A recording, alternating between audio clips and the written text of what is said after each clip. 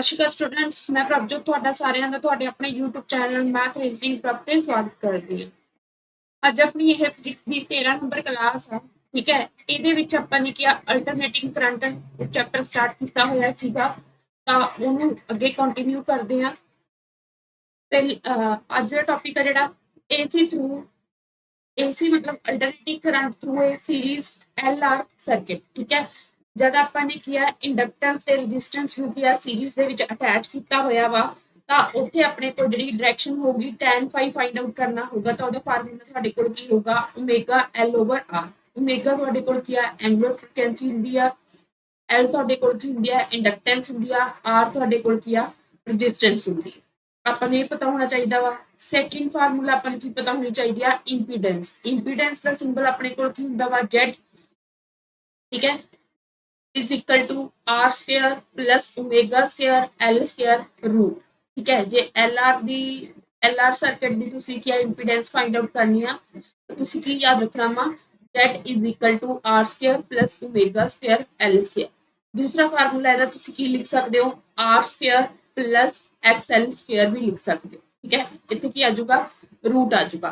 XL ਆਪਣੇ ਕੋਲ ਕੀ ਹੁੰਦੀ ਆ ਇੰਡਕਟਿਵ ਰੈਜ਼ਿਸਟੈਂਸ। ਠੀਕ ਹੈ, ਨੈਕਸਟ ਸੈਕਿੰਡ ਫਾਰਮੂਲਾ ਜਿਹਦੀ ਕਲਾਸ ਦਾ ਸੈਕਿੰਡ ਆਰਟੀਕਲ ਆਪਣੇ ਕੋਲ ਕੀ ਆ AC through A series CR circuit. ਜਦ ਆਪਣੇ ਕੋਲ ਕੀ ਆ ਕਪੈਸਿਟੈਂਸ ਤੇ ਰੈਜ਼ਿਸਟੈਂਸ ਨੂੰ ਕੀ ਆ ਸੀਰੀਜ਼ ਦੇ ਵਿੱਚ ਅਟੈਚ ਕੀਤਾ ਜਾਂਦਾ ਵਾ, ਤਾਂ ਉਦੋਂ ਆਪਣੇ ਕੋਲ tan phi ਦੀ ਵੈਲਿਊ ਕੀ ਆਊਗੀ 1 over omega C over R। ठीक है, मतलब 1 over omega C into R।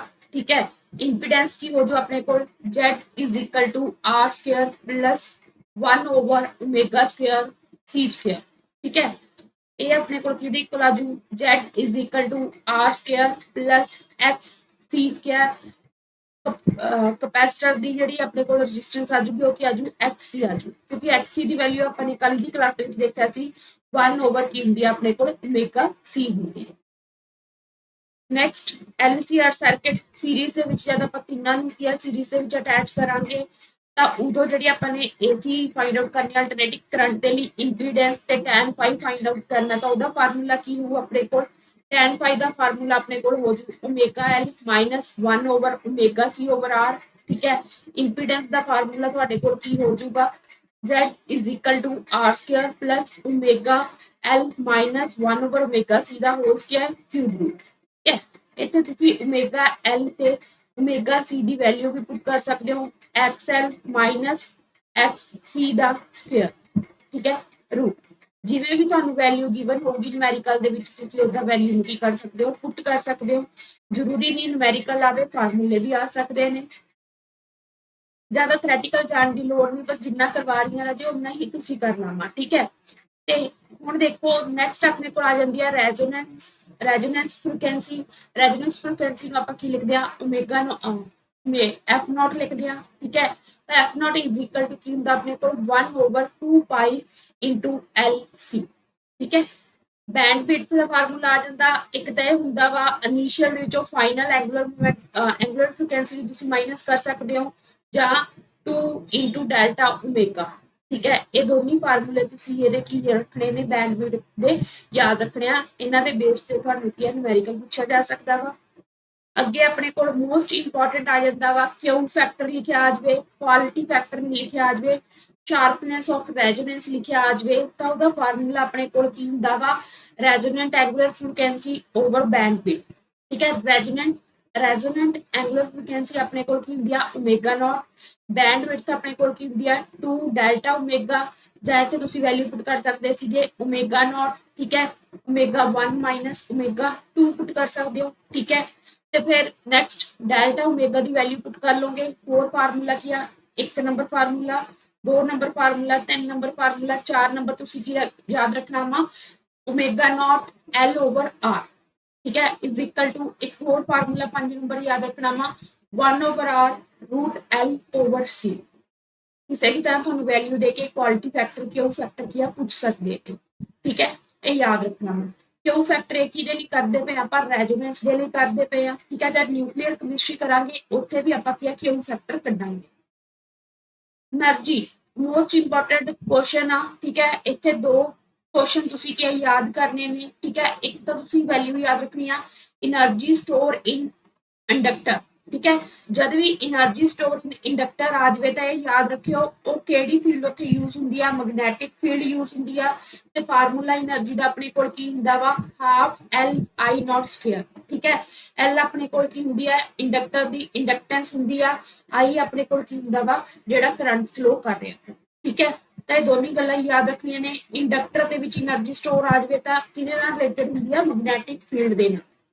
अगला क्वेश्चन, जे एनर्जी स्टोर इन कैपेसिटर आ जाए तो ਉਹਦੇ ਵਿੱਚ ਕੈਪੈਸਿਟਰ ਦੇ ਵਿੱਚ ਕਿਹੜੀ ਫੀਲਡ ਹੁੰਦੀ ਆ, ਇਲੈਕਟ੍ਰਿਕ ਫੀਲਡ ਯੂਜ਼ ਹੁੰਦੀ ਆ, ਠੀਕ ਹੈ। ਫਾਰਮੂਲੇ ਤਿੰਨ ਦਿੱਤੇ ਹੋਏ ਨੇ, ਤਿੰਨੇ ਤੁਸੀਂ ਯਾਦ ਰੱਖਣੇ ਨੇ। U ½ C E Square. E ਇੱਥੇ ਕਿਹਨੂੰ ਰਿਪਰੈਜ਼ੈਂਟ ਕਰ ਰਿਹਾ ਵਾ, ਇਲੈਕਟ੍ਰਿਕ ਫੀਲਡ ਨੂੰ। C ਆਪਣੇ ਕੋਲ ਕੀ ਆ, ਕੈਪੈਸਿਟੈਂਸ ਆ, E ਦੀ ਵੈਲਿਊ ਪੁੱਟ ਕਰ ਦਿਓ ਤਾਂ ਤੁਹਾਡੇ ਕੋਲ ਕੀ ਆ ਜਾਊਗਾ 1/2 Q0 Square over C। Q ਇੱਥੇ ਕੀ ਆ, ਚਾਰਜ ਆ। फिर किया, फिर C की वैल्यू पुट कर दियो तो ਤੁਹਾਡੇ ਕੋਲ ਕੀ ਆ ਜਾਣਾ ਵਾ 1/2 Q0 E। Q0 ਚਾਰਜ ਆ, E ਤੁਹਾਡੇ ਕੋਲ ਕੀ ਆ, ਇਲੈਕਟ੍ਰਿਕ ਫੀਲਡ ਆ, ਠੀਕ ਹੈ। ਇਹ ਫਾਰਮੂਲੇ ਯਾਦ ਰੱਖਣੇ ਆ। Last most important third last question topic है अपना average power of N AC circuit. Power का फार्मूला याद रखना, ये अपने को प्रोडक्ट होंगी है apparent power into power factor. Power factor अपने को की हुंदा वा cos फाई हुंदा वा, ठीक है। ई वी आई वी किनू मतलब रिप्रेजेंट कर दिया अपीरेंट पावर, ठीक है। तो ये याद रखना वा। कल की क्लास अपने ई वी की भी वैल्यू याद की सी, आई वी की भी। आई अपने को की वर्चुअल करंट की वैल्यू आ, ई भी अपने को क्या वर्चुअल पोटेंशियल की वैल्यू। अगे ये केस आ जाते हैं, ठीक है, जिन्होंने को कल फर्स्ट आर्टिकल किया एसी थ्रू मतलब alternating current circuit having only resistance हो जे कली तो पावर का फार्मूला की याद रखना वा जो कली रजिस्टेंस अटैच होंगी है। एवं अपने कल किया ना, एवं रजिस्टेंस अटैच सी, ठीक है। अपन वोल्टेज दिता इतों क्या करंट थोड़ा क्या मूव कर रहा।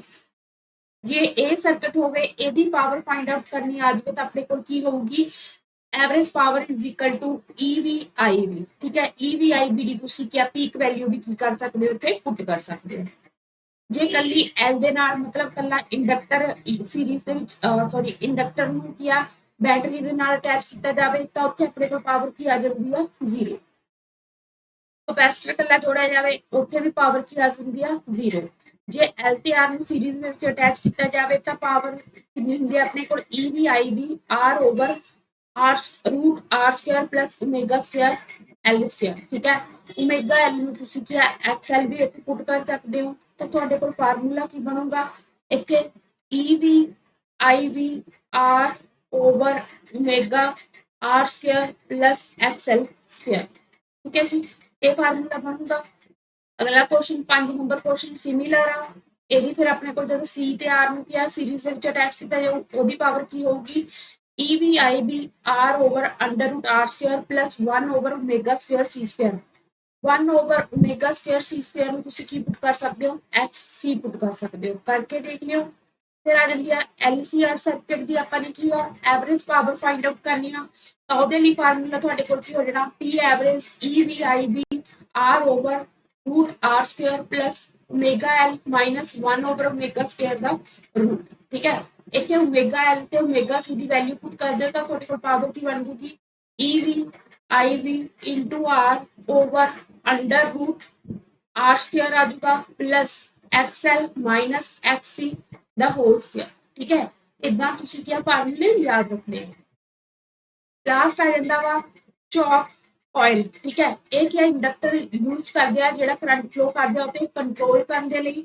जे भी आप एवरेज पावर देखिए प्रैक्टिकली तो की होंगी है तुहाडे कोल 0 होंगी है तो यही क्वेश्चन बनूगा average power of choke coil पूछा जाओ तो तुसी की लाओगे आंसर 0।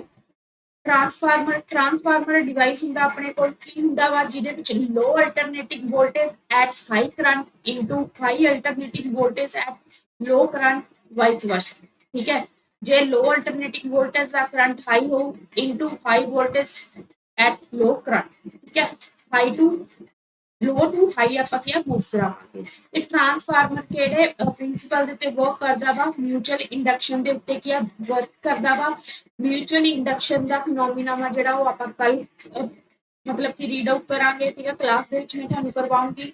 ਆਈਡੀਅਲ ਟਰਾਂਸਫਾਰਮਰ ਦੇ ਲਈ ਤੁਹਾਨੂੰ ਆਹ ਪਤਾ ਹੋਣਾ ਚਾਹੀਦਾ ਵਾ ਕਿ ਜਿਹੜੀ ਇੰਡਿਊਸਡ ਈਐਮਐਫ ਹੁੰਦੀ ਹੈ ਸੈਕੰਡਰੀ ਕੋਇਲ ਓਵਰ ਕੀ ਹੁੰਦੀ ਹੈ induced EMF primary coil is equal to current primary current over secondary current is equal to number of turns of secondary coil over number of turns of primary coil is equal to k। ਇਹ ਆਪਣੇ ਕੋਲ ਕੀ ਹੁੰਦੀ ਆ transfer ratio ਹੁੰਦੀ ਹੈ, ਠੀਕ ਹੈ। ਇਹ ਤੁਸੀਂ ਡਾਇਰੈਕਟ ਇਦਾਂ ਹੀ ਯਾਦ ਕਰ ਲਿਓ। ਫਿਰ ਇਹਦੇ ਵਿੱਚੋਂ ਕਿਸੇ ਵੀ ਚਾਹੇ ਇਹਨਾਂ ਦੋ ਦਾ ਕੰਪੈਰੀਜ਼ਨ ਆ ਜਾਵੇ, ਚਾਹੇ ਤੁਹਾਨੂੰ ਇਹਨਾਂ ਦੋ ਦਾ ਕੰਪੈਰੀਜ਼ਨ ਆ ਜਾਵੇ, ਤੁਸੀਂ ਈਜ਼ੀਲੀ ਕੀ ਆ ਕੁਐਸਚਨ ਨੂੰ ਸੋਲਵ ਕਰ ਸਕਦੇ ਹੋ। ਦੁਬਾਰਾ ਫਿਰ ਮੈਂ ਰਿਪੀਟ ਕਰਦੀ ਹਾਂ। ਇੰਡਿਊਸਡ ਈਐਮਐਫ ਬਾਰੇ ਵੀ ਆਪਾਂ ਕੱਲ ਦੀ ਕਲਾਸ ਦੇ ਵਿੱਚ ਡਿਸਕਸ ਕਰਾਂਗੇ। एस की रिप्रेजेंट कर रहा सेकेंडरी, पी की रिप्रेजेंट कर रहा primary. Induced EMF secondary coil over induced EMF primary coil is equal to current जो इंड्यूस्ड करंट होगा अपने को प्राइमरी कॉइल ओवर की होगा सेकेंडरी, ठीक है। Number of turns of secondary coil over number of turns of primary coil. ये याद रखना वा आपने। नैक्सट अपने को दो तरह के ट्रांसफर होंगे, एक स्टैप अप होंगे, एक स्टैप डाउन होंगे। स्टैप अप ट्रांसफार्मर दे विच याद रखना वा जिहड़ी अपने को ट्रांसफर रेशो होंदी आ वो अपनी ग्रेटर दैन 1 होंदी है। जे वो ग्रेटर दैन 1 होगी तो जिहड़ा इंड्यूस्ड ईएमएफ आ सेकेंडरी दी वो ग्रेटर दैन होगी इंड्यूस्ड ईएमएफ प्राइमरी, ठीक है। बट जिहड़ा सेकेंडरी करंट होगा वो लैस दैन होगा प्राइमरी नालों, ठीक है। नंबर ऑफ टर्न्स भी सेकेंडरी दी ज़्यादा होंगियां प्राइमरी नालों, ठीक है। अगे स्टैप डाउन ट्रांसफर दे विच की याद रखना वा जिहड़ी के आ वो लैस दैन 1 होगा तो इंड्यूस्ड ईएमएफ सेकेंडरी दी अपने कोल की लैस होगी प्राइमरी नालों, ठीक है। नंबर ऑफ टर्न्स भी सेकेंडरी दी की घट होणगियां, सेकेंडरी दी घट होणगियां, प्राइमरी दी की ज़्यादा होणगियां। बट जिहड़ा करंट आ सेकेंडरी दा ज़्यादा होगा किहदे नालों प्राइमरी दे नालों। ये आपां नूं की पता होना चाहिए। यही 4 कंडीशनां पेपर दे विच की पूछियां जांदियां ने कि स्टैप अप कदों बनूगा, डाउन कदों बनूगा। Last efficiency of transformer. Efficiency of transformer तुहाडे कोल की आ जाना वा मीटा is equal to ES IS over EP IP, ठीक है। तो ये की है तुसी की फार्मूले अज दी क्लास च जिन्ने भी मैं फार्मूले कराए हैं सारे तुसी की याद करोगे।